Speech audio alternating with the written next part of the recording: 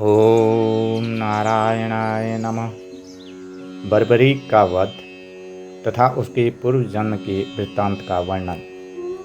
कृपया इस वीडियो को लाइक करें और ऐसी धार्मिक जानकारी पाने के लिए हमारे चैनल को सब्सक्राइब करें। Thank you.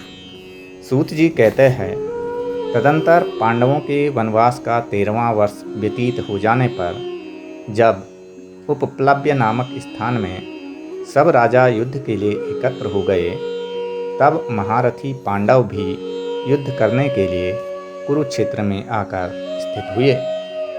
दुर्योधन आदि कौरव भी वहां पहले से ही टिके हुए थे। उस समय भीष्म जी ने रथियों और अतिरथियों की गणना की थी।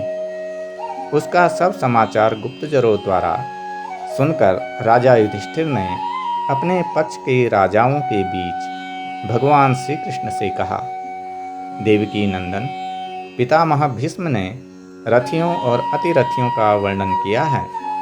उसे सुनकर दुर्योधन ने अपने पक्ष के महारथियों से पूछा है कि कौन वीर कितने समय में सेना सहित पांडवों का वध कर सकता है।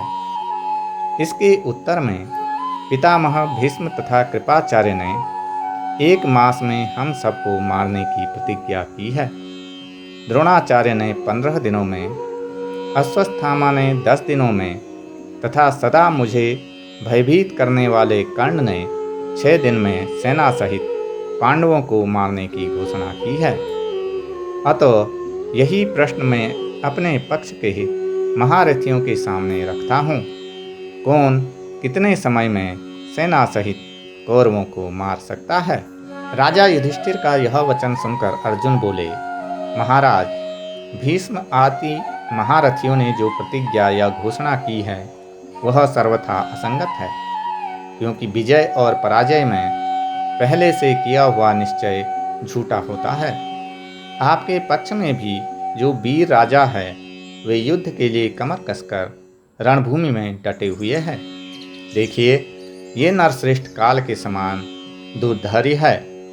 द्रुपद, विराट, केकय, सहदेव, सात्यकी, दुर्जय, वीर चेकितान, धृष्टद्युम्न पुत्र सहित महापराक्रमी घटोत्कच, महाधनुर्धर भीमसेन आदि तथा कभी किसी से परास्त न होने वाले भगवान श्री कृष्ण, ये सब आपके पक्ष में है।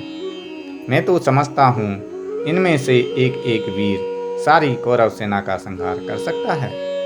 इनके डर से कौरव इस प्रकार भागेंगे जैसे सिंह के डर से मृग। बूढ़े भीष्म से, बूढ़े बाबा द्रोण और कृप से तथा अश्वत्थामा से अपने को क्या भय है। अथवा यदि चित्त की शांति के लिए आप जानना ही चाहते हैं तो मेरी बात सुनिए। मैं अकेला ही युद्ध में सेना सहित समस्त कौरवों को 1 दिन में ही नष्ट कर सकता हूँ।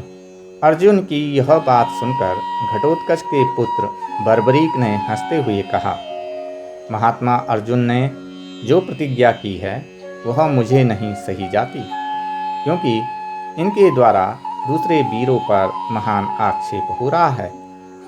अतः अर्जुन और श्री कृष्ण सहित आप सब लोग चुपचाप खड़े रहें। मैं एक ही मुहूर्त में भीष्म आदि सबको यमलोक में पहुंचा दूंगा।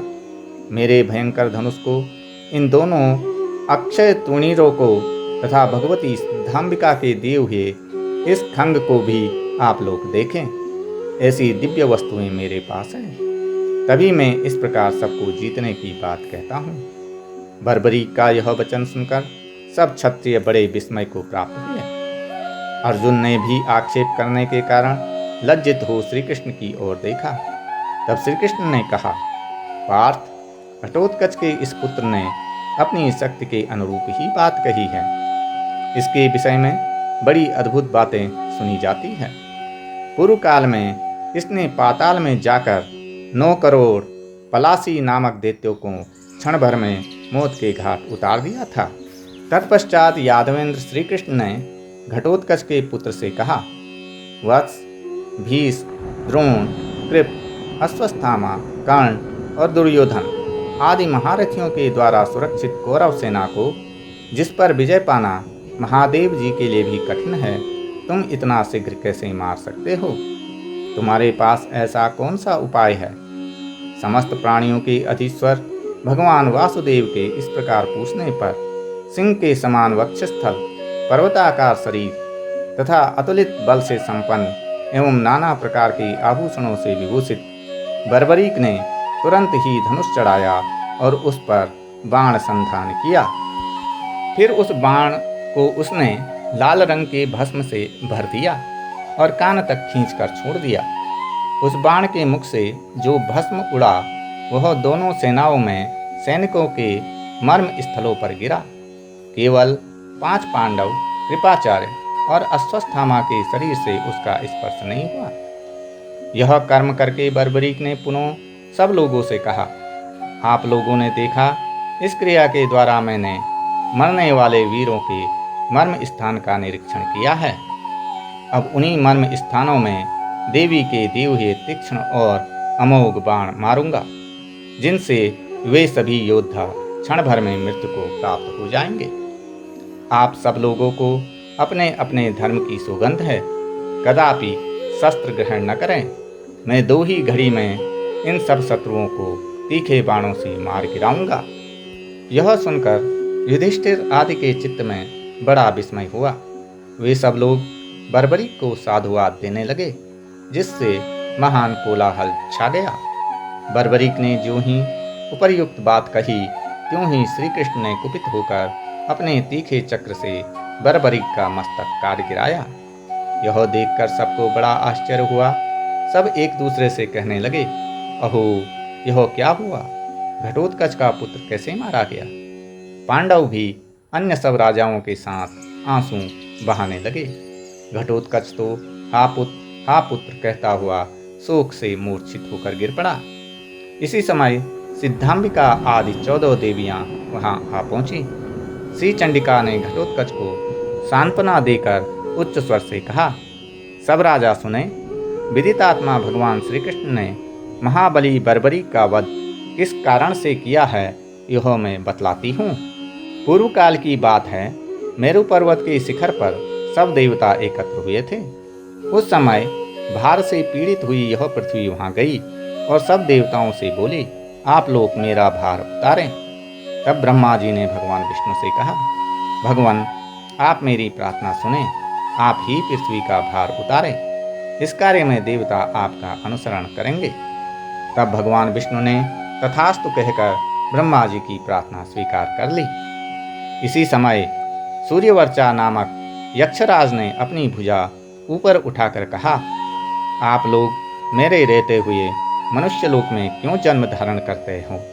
मैं अकेला ही अवतार लेकर पृथ्वी के भारभूत सब दैत्यों का संहार करूंगा। सूर्यवर्चा के ऐसा कहने पर ब्रह्मा जी कुपित होकर बोले, दुर्मते, पृथ्वी का यह महान भार समस्त देवताओं के लिए भी दुस्सह है। उसे तू मोहवश केवल अपने ही द्वारा साध्य बतलाता है। मूर्ख, पृथ्वी का भार उतारते समय जब युद्ध का आरंभ होगा, उस समय श्री कृष्ण के हाथ से तेरे शरीर का नाश होगा, इसमें संशय नहीं है। ब्रह्मा जी के द्वारा ऐसा श्राप प्राप्त होने पर सूर्यवर्चा ने भगवान विष्णु से याचना की थी, भगवान, यदि इस प्रकार मेरे शरीर का नाश होने वाला है तो मैं एक प्रार्थना करता हूँ, जन्म से ही मुझे ऐसी बुद्धि दीजिए जो सब अर्थों को सिद्ध करने वाली हो। यह सुनकर भगवान विष्णु ने देव सभा में कहा, ऐसा ही होगा। देवियों, तुम्हारे मस्तक की पूजा करेंगी, तुम पूज्य हो जाओगे। भगवान के ऐसा कहने पर सूर्यवर्चा तथा आप सब देवता भी इस पृथ्वी पर अवतीर्ण हुए। सूर्यवर्चा ही यह घटोत्कच का पुत्र था जो मारा गया है। अतः समस्त राजाओं को श्री कृष्ण में दोष नहीं रखना चाहिए। ओम गोविंदाय नमः।